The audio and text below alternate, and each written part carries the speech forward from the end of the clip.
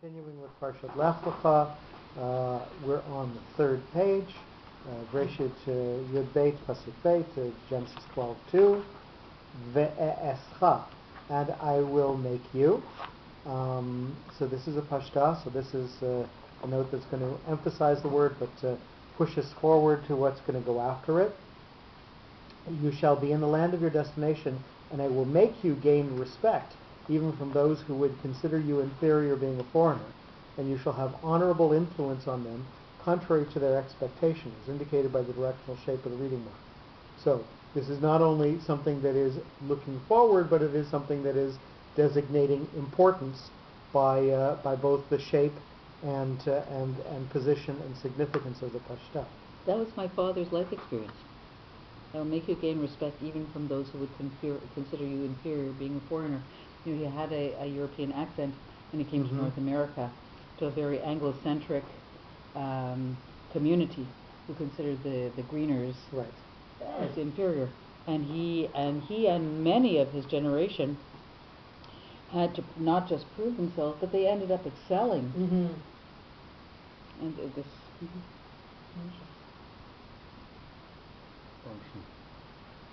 We will continue on. Legoy, for a nation, a munach sort of separates itself out from what's come from before, but mostly moves forward into what's going to go on afterwards. In response to your loneliness and rootless solitude, you shall make a start for a nation of your own, which shall develop and branch out, as shown by the shape of the reading mark. So there's going to be separation from what you were before.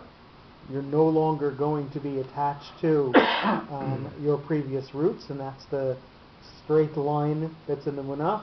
And then you're going to move forward into something that will be your future, be what you are going to turn into.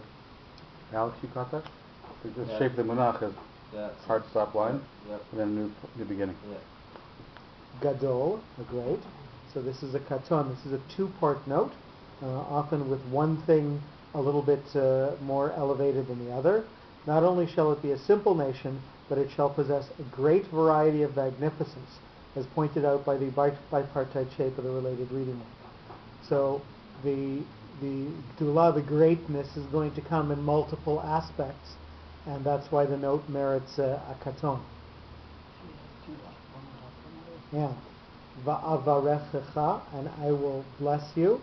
This word has both a munach and a katon, so we're going to obviously see that there are going to be multiple levels of what is going to go on with this word. I shall materialize your great future, and I will bless you first with children and protect them from vanishing due to infertility or other disasters, as stressed by the shape of the double reading mark. So we have both a munach and a katon. So the blessing will come in multiple ways, some of them more earthly, more down to the ground, and others more elevated. So we have both blessings that come underneath the word and blessings that go above the word, and the ones above the word, there'll be some that are good and some that are great. So we have a three-part note that tells us that there will be multiple levels of blessing that will be bestowed. Amen v'chein yehi ratzon. And again, if you had the concept of I will bless you, you have to think, okay, so that's something good, but how are you going to be able to express multiple levels of it? And the sheer poetry that the notes give us, that this is both from things that are small and things that are big and things that are above and things that are below and multi-level, truly shows some of the depth that the Perush gives to text. So what are the parallels we see from Legoy and Baruch? It's the same reading mark, isn't it? Plus, it's Legoy and Gadol. So part of the rules of the Perush are that each word group that is assigned a note stands as a paragraph by itself, not as a connected word to what's gone on. So you have to, anything that's, the notes are Torah L'Moshe Sinai. Okay. So anything that merited to get a note must have a significance related to that note. And therefore, if we had two words before that had similar notes, it's not a parallel, because those words have single notes each and of themselves, and the word stands by itself with the note that it's assigned. This is an exceptional circumstance where you have more than one note on a single word. It doesn't happen that often. It does happen, but it doesn't happen that often. How do you see significance? If there's no parallel, then how do you see significance with like a? So you see the pattern. You see the pattern in each note still. So the pattern in a munach is that there's a separation from what's come on before, right, and a continuation afterwards. And a katon is always a two-part aspect to the word that is going to perhaps have something higher and something lower. Yeah, so and when you have a zakef katon like this, a munach and a katon on the word, yeah, then it becomes a three-part note, not a two-part note. So it's a little different than just plain munach and katon. It's got elements of separation from what's gone before, i.e. before you didn't necessarily have this level of blessing, yeah, and you're going to have this going forward. So this is something new that you're going to get. And then, not only is it something new that you're going to get, but it's going to have multiple levels, as defined by the katon part, by the two right, dot part. So this word gets that double note to try to express all of that into the word va'avarechecha. So with gadol, you don't have this two-part idea. So two-part level? you always get the two-part level with the katon, right, with the so gadol, you get that, but you don't have that it wasn't something that you had before, and it's going to go on from here on in. Because you don't. Because you don't have the munach in front of you. Right. So you have this double idea of this separation and then two-part. Separation is going to be go from here, and it'll be multi-level, multifaceted. If I may, I think let's take a step back and say that each of the notes gives you a hint as to the kinds of questions to ask and from what direction to look to analyze the word. In other words, if it has this note, it has this action going on or this functionality attached to the word. So that's the direction you should approach when analyzing that word to understand its paragraph, its story. Okay. Right? So they may be the same letters, but there's the same notes, and what they're saying is apply that same general approach of your questioning or the way you look at it to figure out what the word itself is saying. Okay. The same notes don't mean the same thing in the two different words, but it means the same approach, or the same question, right, how to look at it, to unlock the secret inside. Right. Right? Because ultimately the choice of note tells you this is the approach to use to unlock the secret inside. Right. Do you follow? Yeah. Was that accurate? That was very good. Okay. I think he has clarity. Va'agadla, number 5, and I will magnify it with the tzipcha. Did I miss a word? No. Va'agadla, and I will magnify. Tzipcha focuses us backwards on what's happened before and then pauses slightly afterwards. I shall deter anyone from attacking you, and I will magnify your potentials to discourage even distant enemies from confronting you as an adversary, as referred backwards by the directional shape of the residing mark. He's reading mark. Just typo. Okay. So again, we're looking back, and when we have a tipcha that focuses us backwards, it doesn't necessarily tell us how far back we're going to take that. So I think we're really taking it back all the way to the beginning of the pasuk, where Ve'escha is dealing with the concept of you being somebody who is literally strange to the land, and you're going to make for yourself, or you're going to have made for you a name and a reputation, and sometimes having a name and a reputation makes you somebody who is a competitor, or somebody who people would want to knock down a notch. But here we see va'agadla, I'm going to allow you to enlarge yourself, to magnify yourself, is going to include this concept of protection, because again it looks back, and we're going to a tipcha always has an implied short pause after it, so it's not necessarily going to be connected to the word after it. So the magnification will be in both your reputation, the escha, and legoy gadol, your being able to grow in numbers, avarechecha, and all of these blessings that you're going to get. So all of that are the things that are going to be protected, and the tipcha focuses back on all of those three concepts.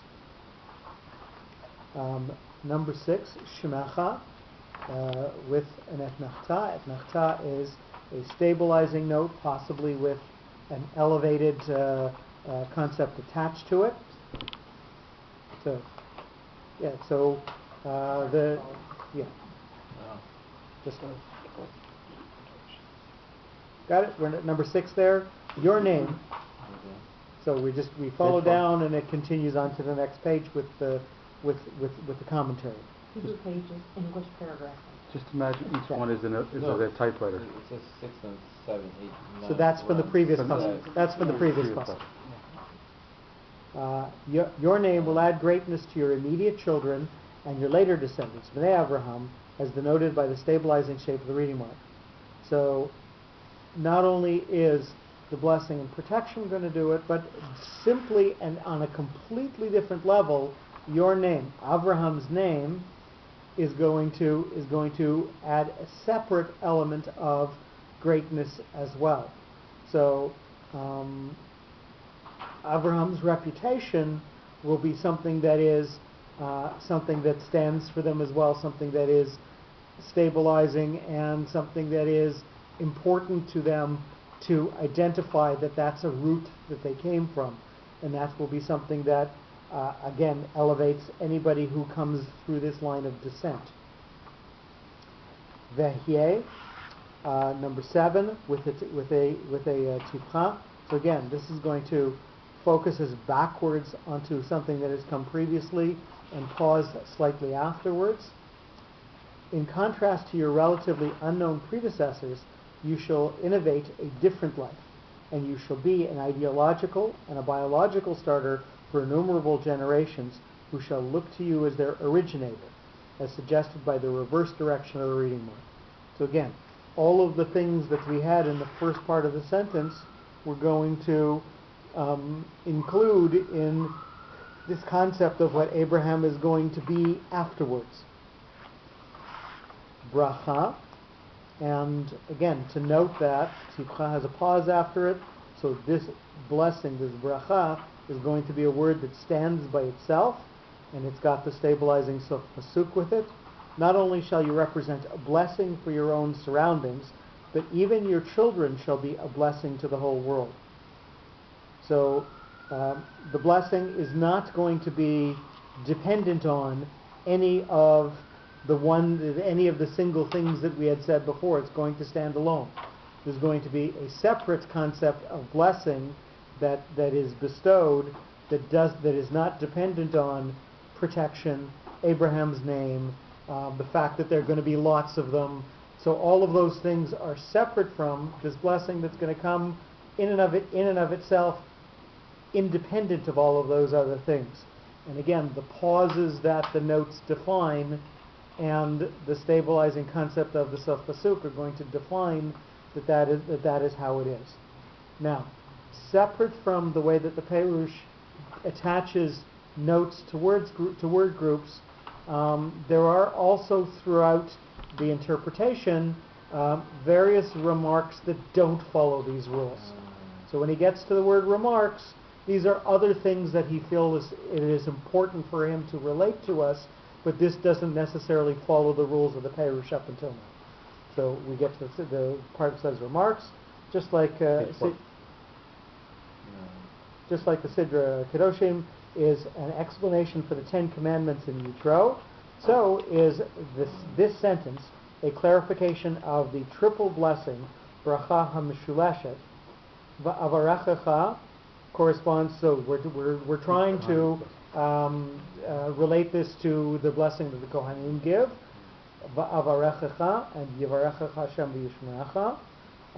Number 2, va'agadla, like light, it increases by the square of the distance from the source. Ya'er, God will make light, literally. So, va'agadla, it should be decreased, but I guess increases be closer to the source.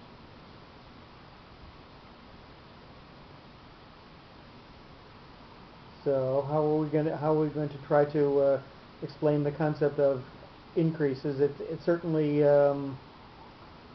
Well, the second bracha is Ya'er. Yeah. So it has to do with light. Right. No. But I understand. But it's so I'm But just you're saying trying from physics, it's I decrease, not I understand. increase. So the question is va'agadla truly does represent increase. So the question is there a way that we can interpret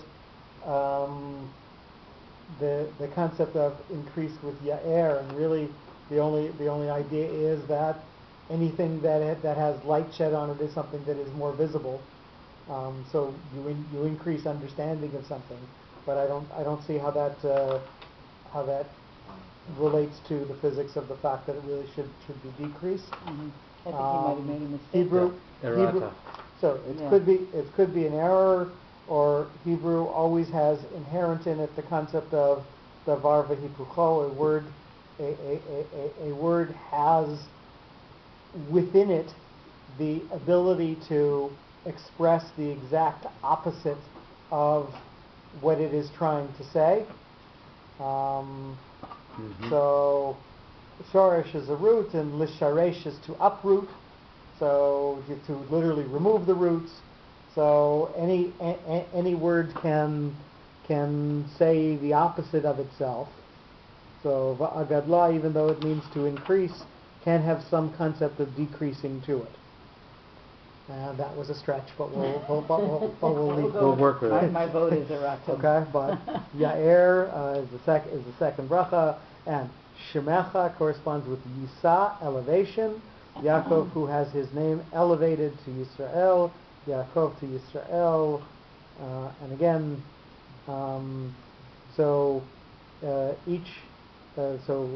both Avram and Yaakov get renamed. There is an elevation, Yisa, lifting up of their names. Ve'hyeh bracha, and you should be a blessing, relates to shalom, the ending of the Kohanic blessing, which is the vessel retaining all blessings, kli machazik bracha. The first part of the triple blessing of bracha refers to children by the juxtaposition of legoy gadol, not money. So when we see the escha is going to be related to yivarechecha, the question is, what's God going to bless you with? And because we've drawn this parallel, we say that avarechecha has to relate to the escha. So it goes to legoy gadol. You're going to have children, not that you're going to have material wealth. Because certainly, if you have children, you do not have material wealth. Yeah. So because of that correspondence, we can then go back to the blessing that the Kohanim give, and when the Kohen says Yivarechecha, he is talking about you having children. He is not talking about you having money. Now, when we reach the end of each pasuk, what we're going to do is we're going to read through it again, overemphasizing the pauses, so we can see how the phraseology of the notes separates words out. And in particular, you're going to notice that Va'agadla has a larger pause after it, and it's going to separate out from Shemecha, that the magnification, the things that are going to come, and Abraham's name are going to have separate elements to them. That it's not just his name that's going to do it. It's going to be something special because of his name. And similarly, Vehyeh and Bracha, the Bracha is going to stand by itself, and it's going to be something not in the merit or not connected to anything that we've mentioned earlier in the pasuk. Yeah, but this has nothing to do with this what we're learning now. It has to do This with has to do with the what we're Baruch. learning now. Each note has implied with it either connection to the note afterwards or a pause. So it's either a melech, it's either a king, or a misharet, the servant, something that connects to the next word. Yeah. And part of the way that we define the relevance of the notes are in fact by the way that they either separate or connect to the words around them. Right. So just for emphasis at the end of And each placement pasuk, on we're going letter to is also important. sorry Do we place see different place on placements in place on the letter? letter is important. There are certain notes that always appear at the beginning of the word, certain notes that always appear at the end of the word, and in fact there's one note that appears before the beginning of the word, and there are special rules as to how you write the note. If the note always appears at the beginning but the accented syllable is later on in the word, you'll find that the note is doubled. So each of those things are in fact interpreted and interpretable according to this parish. So when we get to one of those, we'll point it out. Do we have a master note list? That We did, and at some point, I think after we finish our grammar section, we'll go back to the note section and do that again. I'll show you afterwards. Yeah, after class, that's right. It's in the introduction. So there is part of that there, and we also did a fair amount of it sort of on the tape with the group.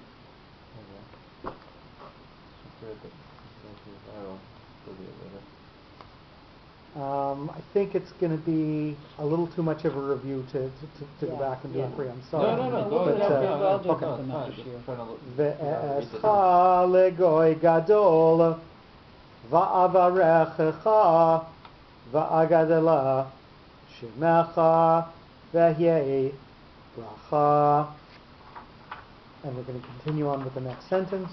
We're on page 4. Va'avarecha, and I will bless, with a pashta. So again, this is going to emphasize the word and look forward to what's going to come afterwards. You shall represent the focus of blessings, and I will bless everything in your surroundings, as indicated by the directional shape of the reading mark. So the blessing is going to spread from Avraham out, and it's going to be something that has pe'er, something that is that shows prominence. Mevarechecha. Wait, don't miss the NB. That's it. We Fascinating. have a further note on this word, and again, this doesn't follow the rules of the parish, but nonetheless, it is significance for this word. Va'avarecha, Vav Aleph, Beit Resh Kaf Hey, contains the numerical essence of a blessing, like Aleph, Beit, Kaf Resh, 1, 2, 20, 200, marked by continuous growth along with a directional hay at the end. So, It's not the gematria. It's just showing that the nature of the word itself indicates blessing. That each subsequent letter is larger than the previous. Each subsequent letter is a way to magnify the previous. The hay at the end just is not part of this. So we just say that it's directional. We discussed before that the letter hay is composed of a dalid and a yud. We've taken the yud and we've brought it down to the ground instead of leaving it up in the air. And the concept of dalid, of 4, is you define the reality of the world by 4 directions. So 4 is what's on this world. Yud is normally a letter that hangs up there. It's the only note that does, the only letter that doesn't touch the bottom line. It's connection from Hashem, from up above, to try to reach this world, but doesn't necessarily reach down to the world. And then when we make a hey, what we've done is we've taken that Yud and we've brought it down to the Dalet. So the concept of hey, and that's why it's one of the short forms for God's names, is you've taken things from above and put them into the world down below. Wait, So the Dalet is below or the Dalet is above? Dalet is the Dalet is the physical world that we live in. The physical The world. Yud is things that are ethereal that don't necessarily reach the ground. But then what we've done, hey, has the Dalet, has the physical world, and we've taken the ethereal and we've brought it down to the bottom line. We've taken the ethereal and brought it down to this earth, to the Dalet. But it's not quite connected. In the hay, there was So In the hay, the you said concepts, it's not- the it's not concepts, quite- the concepts of things that are ethereal they're not really part of this world. They're an influence from another place onto this world. But we've brought it down to the line. We've brought it down to earth, literally. And that would be completely brought into this world, or No. Or So something else. again, it's something else conceptual. oh, okay. But so that's why hey comes here as part of this multiplication and the idea of giving direction to the way blessing is going to be, is that you're going to go from something smaller to something bigger to something multiple of that to something multiple of that by taking things from the heavens and bringing them down to the earth. So that's the method for the Aleph, Beit, Kaf and Resh. So that's when you see a hay, or when you see a hay at the end? That is part of the concept that's inherent in a hay, wherever it is. But the question is, we were taking something and we were seeing each letter seems to have a multiplier effect. Why didn't we put the hay in the middle of that? Because the hay is the method by which the Aleph is going to turn into Beit, the Beit is going to turn into Kaf, and the Kaf is going to turn into Resh.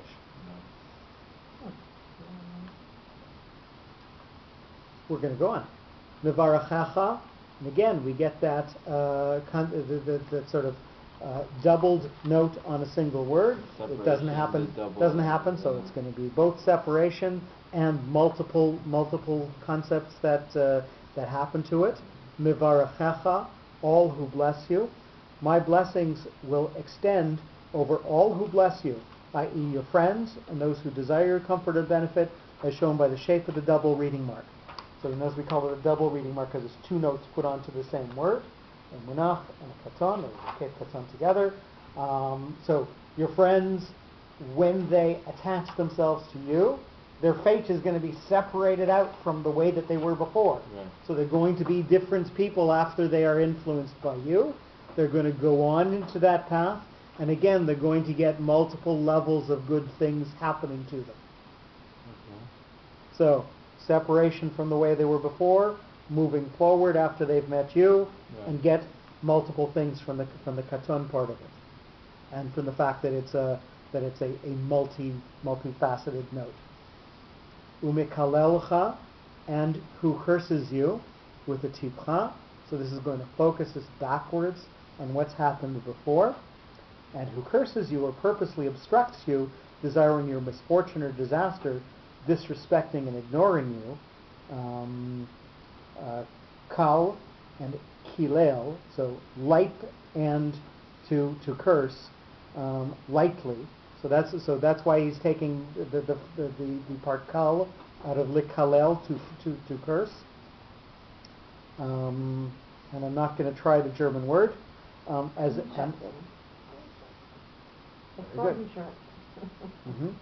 As an insignificant immigrant, as referred backwards by the directional shape of the related reading mark. So those who literally are going to make light of you are going, and again, are going to have to be aware of what is going to naturally happen to you, and You're gonna move this sort of backwards to the this sort of answers, one of the questions: why do people hate the Jews? We have many people who have written books on the topic, and what we see here is va'avarcham v'avarechecha, and then we're looking back at that umikalelcha. Those who are going to curse you. Why are they going to curse you? Because they're going to see that things that are attached to you seem to gain prominence in the world. Not you. Mivarachecha.